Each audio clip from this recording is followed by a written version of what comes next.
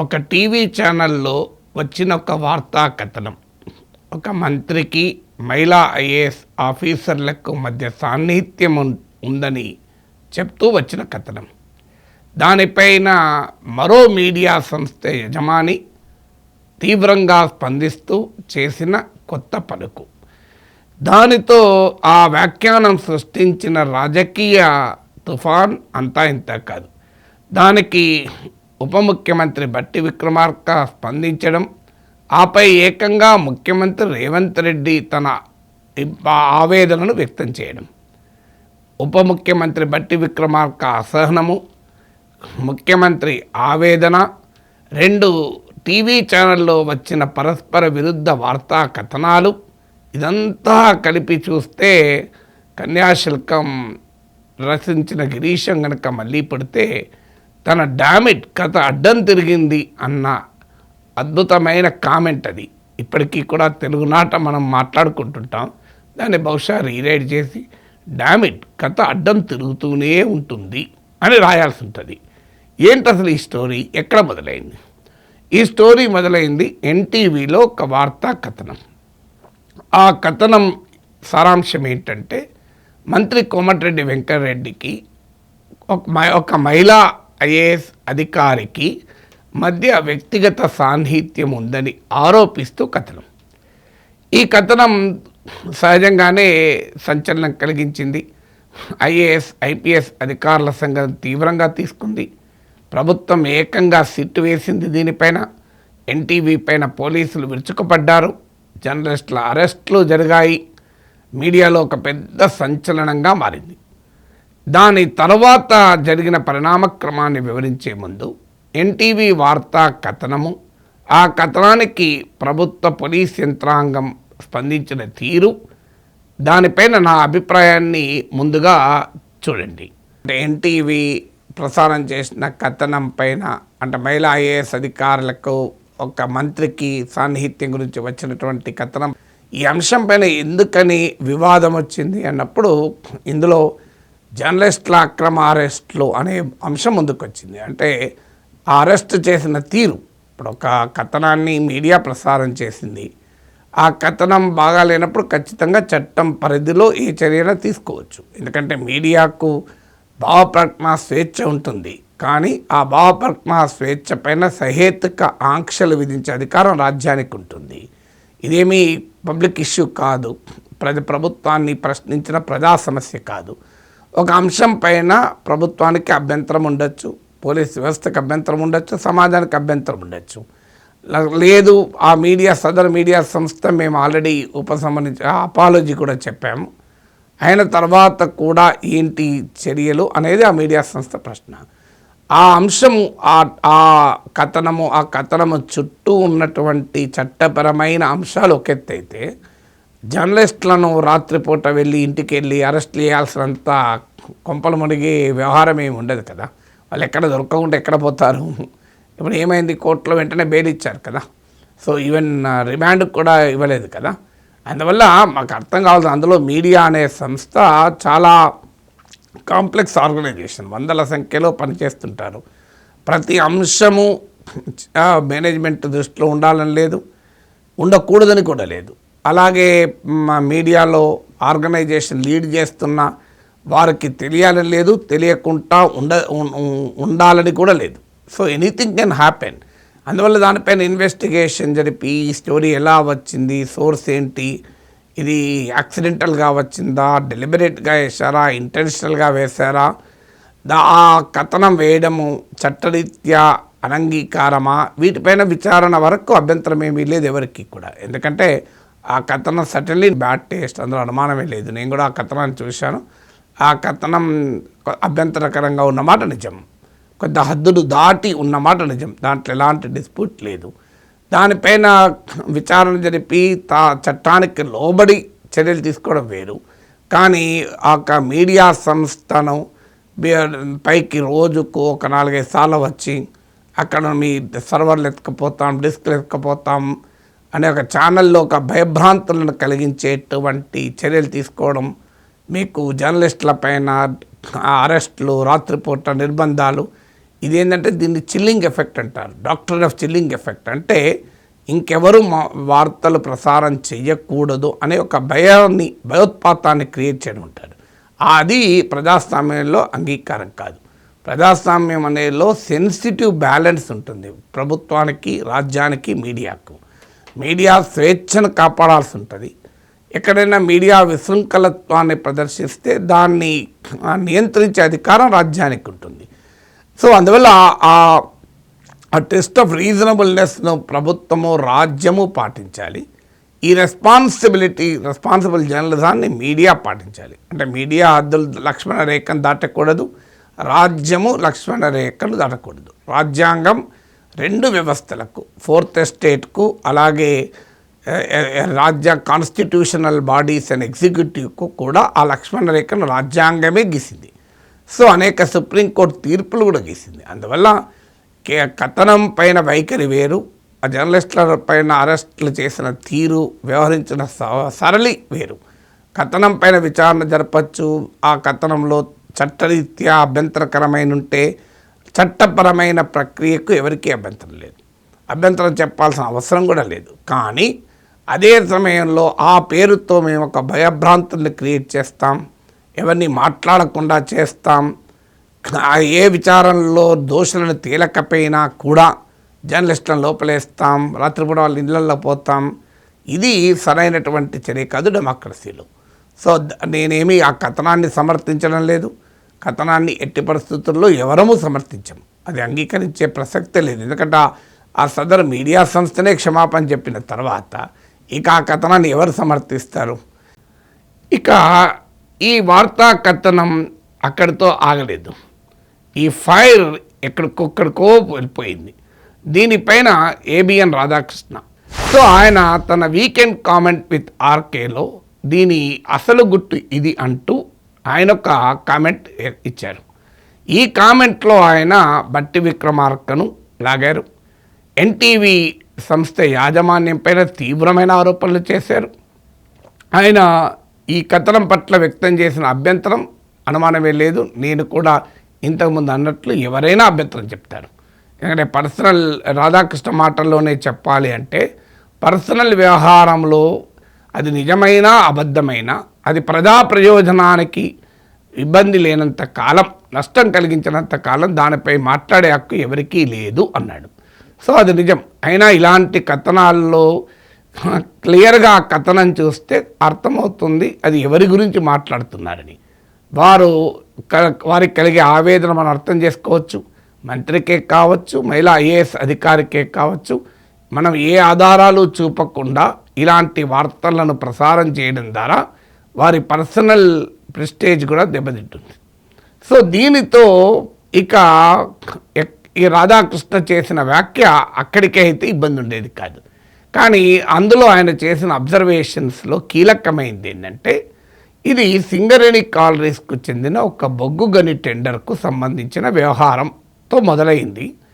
ఆ బొగ్గు గని టెండర్ను దక్కించుకోవాలి అని కోమటిరెడ్డి వెంకటరెడ్డి సోదరునికి చెందినటువంటి ఒక కంపెనీ పోటీ పడుతోంది.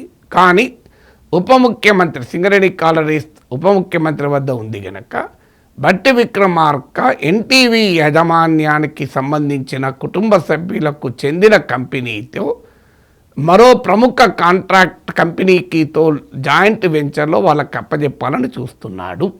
ఇది కథనం. అంటే బట్టి విక్రమార్క టెండరు సింగరేణి కాలరీస్ బొగ్గుగని కాంట్రాక్ట్ ఒకరికి ఇప్పియాలనుకుంటే కోమటిరెడ్డి వెంకటరెడ్డి మరొకరికి ఇప్పియాలని అనుకున్నారు. దానిలో భాగంగా ఎన్టీవీ ఈ కథనాన్ని ప్రసారం చేసింది అని. అంటే ఎన్టీవీ కథనం ప్రసారం వెనుక మీకు ఎవరున్నారు, ఎవరి ప్రయోజనాలు దాగి ఉన్నాయంటూ రాధాకృష్ణ ప్రశ్నించాడు. దానికి ఆయనే ఆన్సర్ చెప్పాడు. బట్టి విక్రమార్క ఉన్నారు, బట్టి విక్రమార్క ఎన్టీవీ యాజమాన్యం ప్రయోజనాల కొరకు ఒక కాంట్రాక్ట్ను ఇప్పించడానికి ప్రయత్నించాడు అని. దీనిపైన సహజంగానే బట్టి విక్రమార్క తీవ్రంగా రియాక్ట్ అయ్యారు. తీవ్రంగా రియాక్ట్ అయి ఆయన ఏమన్నారో మీరే చూడండి. మరి ఆయన ఏడ కూర్చొని విన్నాడో ఆడ చూసి రాశాడో నాకు తెలియదు, అది కూడా అడుగుతాను. Question of my self respect.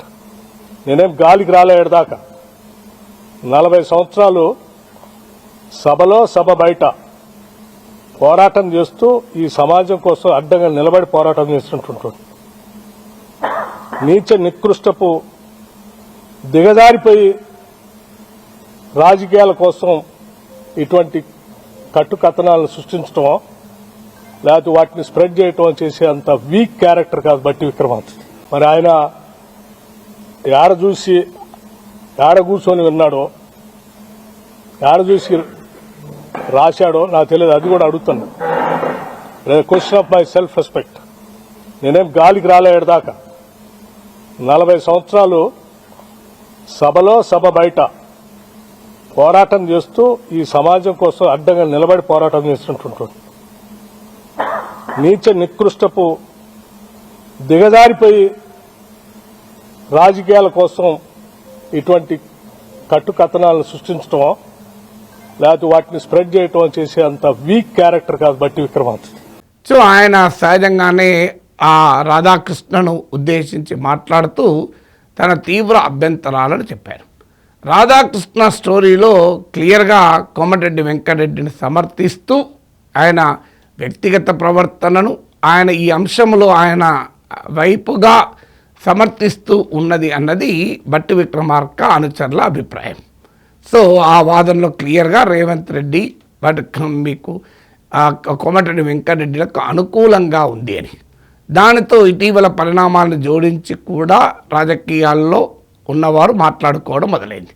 ఇటీవల న్యూ ఇయర్ నాడు రాధాకృష్ణ ఇంటికి వెళ్ళి ముఖ్యమంత్రి వారి అభినందనలు చెప్పడం, రేవంత్ రెడ్డి రాధాకృష్ణ మధ్య సాన్నిహిత్యం ఉంది గనక ఈ వార్తా కథనాన్ని ఆ సాన్నిహిత్యం ఉంది అనే అంశము నేపథ్యంలో చూడడం మొదలైంది. ఎప్పుడైతే ఆ దర్పణం నుంచి చూడడం మొదలైందో మరి ఇప్పుడు బట్టి విక్రమార్కను ఇందులోకి లాగుతూ ఇది మీడియా ఆంధ్రజ్యోతిలో ప్రచురితమైన ఏబిఎన్లో ప్రసారమైన కథనం వెనక ఎక్కడ రేవంత్ రెడ్డి ఉన్నాడో అనే ప్రశ్న ఉత్పన్నం కాకపోదు. ఎందుకంటే రేవంత్ రెడ్డి బట్టి విక్రమార్క ముఖ్యమంత్రి పదవికి పోటీ పడ్డది బహిరంగ రహస్యం. కానీ అదే సమయంలో కాంగ్రెస్ పార్టీ అధికారంలోకి వచ్చిన ఈ 2 ఏళ్ల పై కాలంలో అటు ముఖ్యమంత్రి రేవంత్ రెడ్డి కానీ ఉప ముఖ్యమంత్రి బట్టి విక్రమార్క కానీ కాంగ్రెస్ పార్టీలో ఉన్న సీనియర్ మంత్రులు కానీ తమ దగ్గర విభేదాలను ఎన్నడూ బదారణ వేసుకోలేదు. విభేదాలు పార్టీ అంతర్గతంగా ప్రభుత్వ అంతర్గతానికే పరిమితమైంది తప్ప పొలిటికల్ ఎంబరాస్మెంట్ కలిగించే రీతిలోనైతే ఎక్కడా వ్యవహరించలేదు. ఆ విషయంలో రేవంత్ రెడ్డి బట్టి విక్రమార్కలు ఇద్దరూ కూడా ఆ హుందాతనాన్ని ప్రదర్శించారు. సో కానీ ఎప్పుడైతే రాధాకృష్ణ కథనం వచ్చిందో రాధాకృష్ణ కుల్లాగా తన అభిప్రాయం చెప్పాడు. అది నిజమో అబద్ధమో నాకు కూడా తెలియదు, నేనేమీ ధృవీకరించడం లేదు, అదే సమయంలో తిరస్కరించడం లేదు, అది నా పని కాదు. ఇందులో ఎవరిది రైటు ఎవరిది రాంగ్ అనే జడ్జిమెంట్లోకి నేను వెళ్ళడం లేదు, ఎందుకంటే నాకు నిజంగా తెలియదు కనుక. ఇక రాధాకృష్ణ విశ్లేషణలో బట్టి విక్రమార్కకు వ్యతిరేకంగా ఒక రాజకీయపరమైన ప్రయత్నం జరుగుతోంది అని ఒక అభిప్రాయం కలిగేలా ఉంది అనే అంశం ముందుకొచ్చిందో సహజంగానే బట్టి విక్రమార్క చాలా సీరియస్గా రియాక్ట్ అయ్యారు. దీంతో ఇది రేవంత్ రెడ్డికి ఎక్కడ చుట్టుకుంటుందో అని సహజంగానే ముఖ్యమంత్రి తనకెక్కడ చుట్టుకుంటుందో అనే అనుమానం ముఖ్యమంత్రికి కలిగి ఉంటుంది, ఆయన అనుచరులకు కలిగి ఉంటుంది. దాంతో ముఖ్యమంత్రి కూడా ఈ అంశంపైన స్పందించాడు. సో ఈ ముఖ్యమంత్రి స్పందించిన దాన్ని మీరే చూడండి. ఈనాడు టెండర్ల గురించి కొన్ని పత్రికలు రాస్తున్నాయి. సింగరేణిలో కొంత కుంభకోణం జరిగింది, బొగ్గంత మాయమైందని. నేను ఆ పత్రికలకు, ఆ టీవీలకు, ఆ సోషల్ మీడియా వాళ్లకు, ఆ రాజకీయ పార్టీ నాయకులకు నేను చెప్పదలుచుకున్నా, ఈ ప్రభుత్వంలో అవకతవకలకు తావు లేదు. అనవసరమైన ప్రచారాన్ని, తప్పుడు ప్రచారాన్ని కల్పించడం ద్వారా అపోహలు కల్పించి మళ్ళీ శుక్రాచార్యుడు, మారీచుడు, సుబాహుడు బలపడడానికి మీరు ప్రత్యక్షంగానో పరోక్షంగానో సహకారం చేస్తున్నారు. మీకు మీడియా పంచాయతీలు ఉంటే తలుపు మూసుకొని కొట్టుకోండి, లేకపోతే ఒకరి మీద ఒకరు బురద జల్లుకోండి. అందులో మమ్మల్ని లాగి ఆంబోతులు కొట్లాడితేనంట లేగదూడల కాళ్ళు ఇరిగినాయంట. ఇద్దరు మీడియా యజమానులు కొట్లాడుకుంటే మీరు కొట్లాడుకోండి, కానీ మా మంత్రులని బదనాం చేసే కార్యక్రమాన్ని మీరు తీసుకోకండి. దయచేసి ప్రత్యక్షంగానో పరోక్షంగానో మీరు రాస్తున్న రాతలు, చూపిస్తున్న చూపులు మారీచుడి సుబావులకు, శుక్రాచార్యునికి సహకారం అందించినట్టుగా ఉంటుంది. ఒక్కసారి ఆలోచన చేసి వాస్తవాలను తెలుసుకొని రాసే ముందు మమ్మల్ని వివరణ అడగండి. తెలంగాణ రాష్ట్ర ముఖ్యమంత్రిగా రోజుకి 24 గంటలు, సంవత్సరానికి 365 రోజులు ప్రజా జీవితంలో ఉన్న, ప్రజలకు అందుబాటులో ఉన్న మీడియాకు కావలసిన వివరణ ఇవ్వడానికి తెలంగాణ రాష్ట్ర ముఖ్యమంత్రిగా నేను సిద్ధంగా ఉన్నా. ఏదైనా వార్త ఏ టీవీలో వచ్చినా, ఏ పేపర్లు వచ్చినా, ఏ సోషల్ మీడియాలో వచ్చినా నా ఎమ్మెల్యేల మీద, నా ఎమ్మెల్సీల మీద, ఎంపీల మీద, మంత్రుల మీద ఎవరి మీద ఆరోపణ వచ్చినా వాళ్ళందరికీ నాయకుడిగా, కుటుంబ పెద్దగా అది నా గౌరవానికి భంగం కలిగిస్తుంది, నా నాయకత్వం పట్ల అపోహలను కలిగిస్తుంది. ఇలాంటి విషయాలలో ఎలాంటి కాంప్రమైజ్ లేదు. మా మంత్రుల మీద ఏదొచ్చినా రాసే ముందు నన్ను వివరణ అడగండి. చూడండి, మీరు ముఖ్యమంత్రి స్పష్టంగానే చెప్తున్నాడు, మీడియాకు మీకేమైనా పంచాయతీ ఉంటే కొట్టుకోండి, ఇద్దరు మీడియా సంస్థల మధ్య ఘర్షణను మీరు ఎంతైనా కొట్టుకోండి, మాకు అభ్యంతరం లేదు, అందులో మా మంత్రులు లాగకండి అని. అంటే ఏబిఎన్ రాధాకృష్ణ ఎన్టీవీ చైర్మన్ పైన ఎన్టీవీ యాజమాన్యం పైన చేసిన విమర్శలకు మాకు సంబంధం లేదు, కానీ మా బట్టి విక్రమార్కను అందులో లాగారు, బట్టికి కోమటిరెడ్డికి మధ్య పంచాయతీ పెట్టారు, ఇది మాకు ఇబ్బందిగా మారింది అనేది ముఖ్యమంత్రి అభిప్రాయం. స్పష్టంగా చూడండి. ఇంకో మాట కూడా అన్నాడు మీరు ఆ వీడియోలో, అపోహ కలిగించుతుంది ఇది నా నాయకత్వం పైన అన్నారు.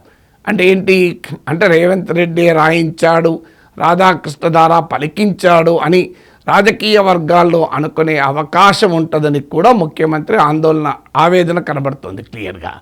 సో ఈ వ్యవహారం ఆఖరికి ఒక టీవీలో ప్రసారమైన వార్తతో మొదలై ఆఖరికి రాజకీయ పెను తుఫానుగా మారి మొదటిసారిగా కాంగ్రెస్ ప్రభుత్వంలో ముఖ్యమంత్రి, ఉప ముఖ్యమంత్రుల మధ్యనే ఇది భిన్నమైన వ్యాఖ్యానాలు వినిపించాల్సిన పరిస్థితికి నెట్టివేయబడింది. అఫ్కోర్స్ ఇద్దరు కూడా బట్టి విక్రమార్కనేమో రాధాకృష్ణ పైన తీవ్రంగా ఆక్షేపిస్తూ మాట్లాడాడు, రేవంత్ రెడ్డి ఏమో ఇలా వార్తలు రాసే ముందు నన్ను అడగండి, ఇందులో నాపై అపోహ కల్పించేలా రాయకండి, మా మంత్రులను తీసుకురాకండి, ఇందులో మా ప్రభుత్వ వ్యవహారం కదా బొగ్గుగని కాంట్రాక్టర్, దాన్ని పట్టుకురాకండి అని.